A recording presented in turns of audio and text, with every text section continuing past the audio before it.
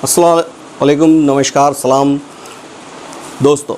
मैं आपका YouTube channel कानूनी मंत्रा में बहुत बहुत स्वागत करता हूं। आज का जो टॉपिक है वह एक सोशल मीडिया पे आर्टिकल 30(1) में चल रहे विवाद के ऊपर है। मैं आपको आर्टिकल 30 के बारे में भारतीय संविधान में क्या है, और मैंने जब भारतीय संविधान में आर्टिकल 30 देखा, 30A देखा है या नहीं है, 30A सारी चीज़ें मैं आपको स्पष्ट इस वीडियो में पूरा बताऊंगा। और उस सोशल मीडिया में जो चल रही उसकी स्क्रीनशॉट भी मैं आपको इस वीडियो में मैं बताऊंगा कि वो सही है या गलत है। चलिए हम शुरू करते हैं।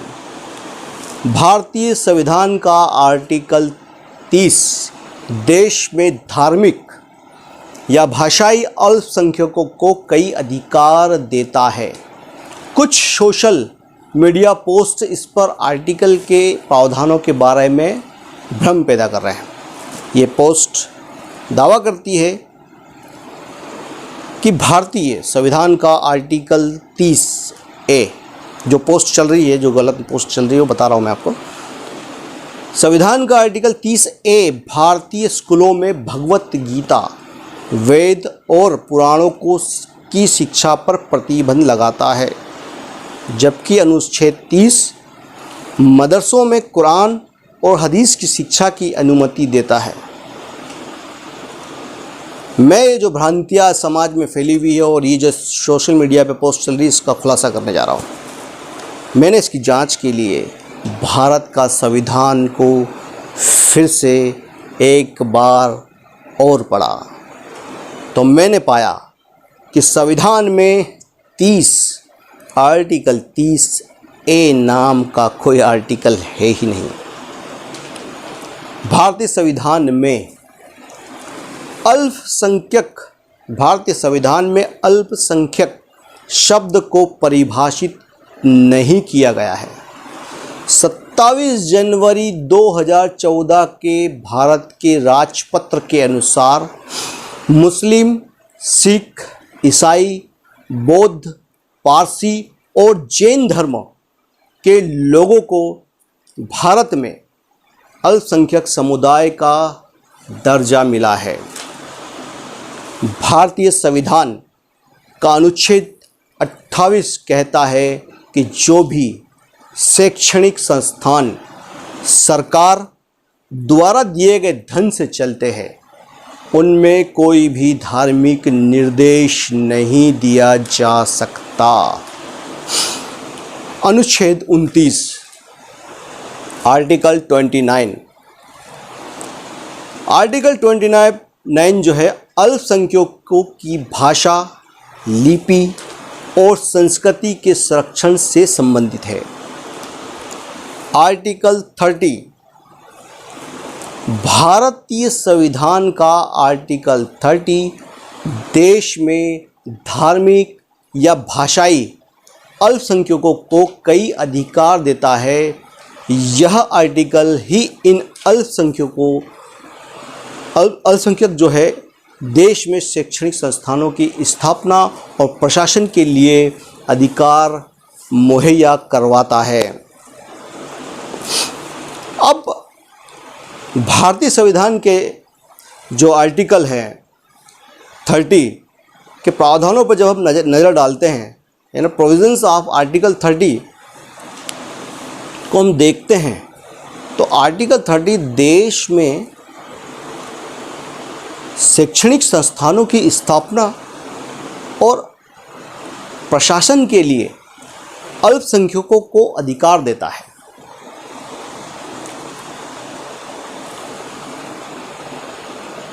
सभी अल्पसंख्यकों, धार्मिक या भाषाई सभी अल्पसंख्यकों को देश में अपनी पसंद के शैक्षिक संस्थानों को स्थापित और संचालित करने का अधिकार होगा।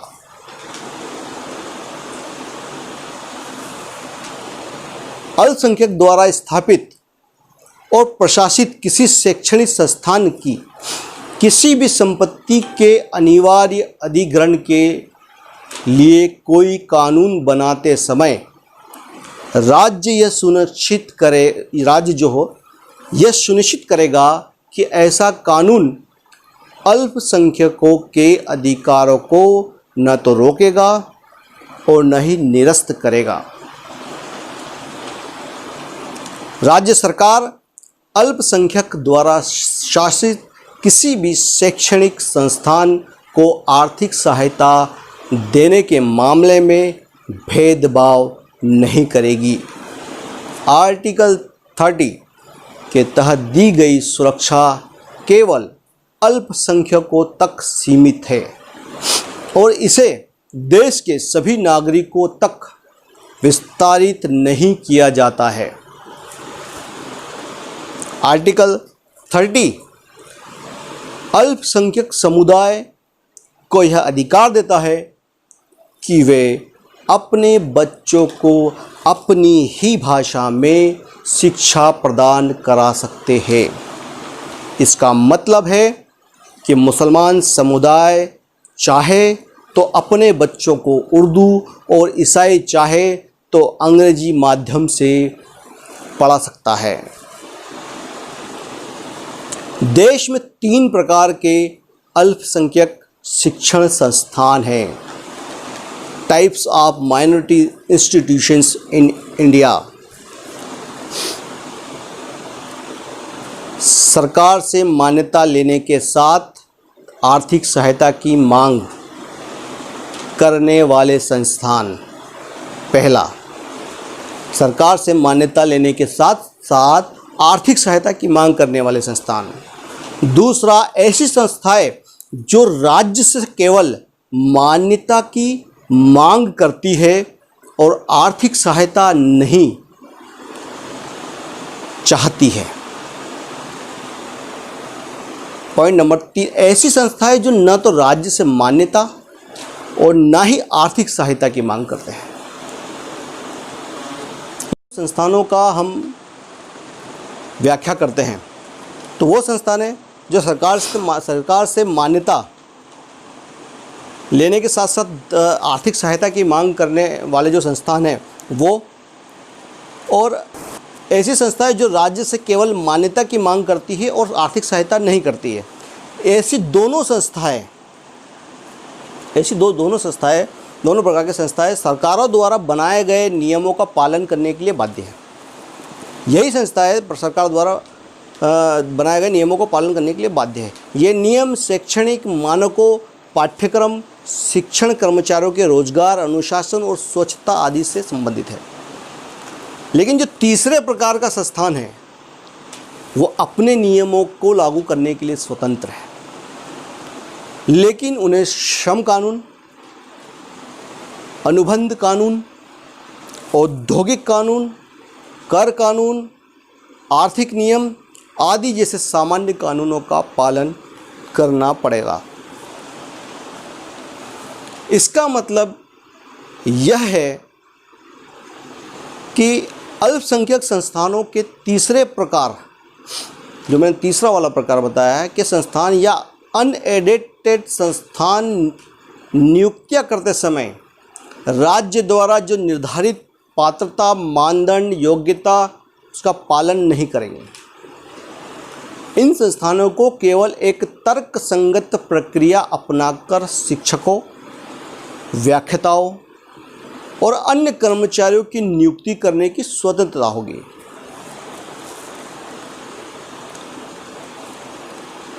आर्टिकल 30 पर सर्वोच्च न्यायालय का निर्णय। आर्टिकल 30 पर सर्वोच्च न्यायालय जो है, माननीय सुप्रीम कोर्ट क्या कहता है। Supreme court decisions of article 30। Malankara Syrian Catholic college case 2007। Malankara Syrian Catholic college case 2007 के मामले में दिए गए एक फैसले में माननीय सर्वोच्च न्यायालय ने कहा कि अनुच्छेद 30 के तहत अल्पसंख्यक समुदायों को दिए गए अधिकार केवल बहुसंख्यकों के साथ समानता सुनिश्चित करने के लिए है और इनका इरादा अल्पसंख्यकों को बहुसंख्यकों की तुलना में अधिक लाभप्रद स्थिति में रखने का नहीं है।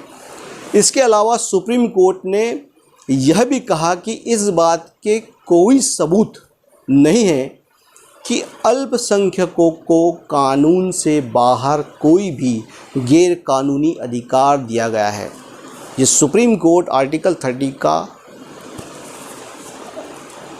पर प्रकाश डाल रही है और अपने जजमेंट में ये कहा है, राष्ट्रीय सुरक्षा, राष्ट्रीय हित, सार्वजनिक व्यवस्था, भूमि, सामाजिक कल्याण, कराधान, स्वास्थ्य, स्वच्छता और नैतिकता आदि से संबंधित सामान्य कानूनों का पालन अल्पसंख्यकों को भी करना पड़ता है।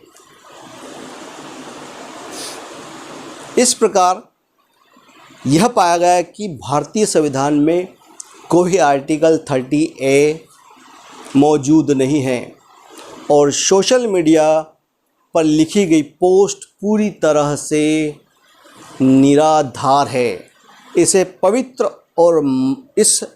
और मजबूत भारतीय संविधान को बदनाम करने की साजिश भी कहा जा सकता है। अगर आपको ये वीडियो अच्छा लगा हो तो प्लीज़ लाइक कीजिए, शेयर कीजिए, सब्सक्राइब कीजिए और प्लीज़ बेल आइकन को प्रेस कीजिए। धन्यवाद। और कोई प्रश्न हो तो अपने मेरे कमेंट्स बॉक्स में प्लीज़ लिखिए, मैं आपको इंशाल्लाह जवाब दूंगा।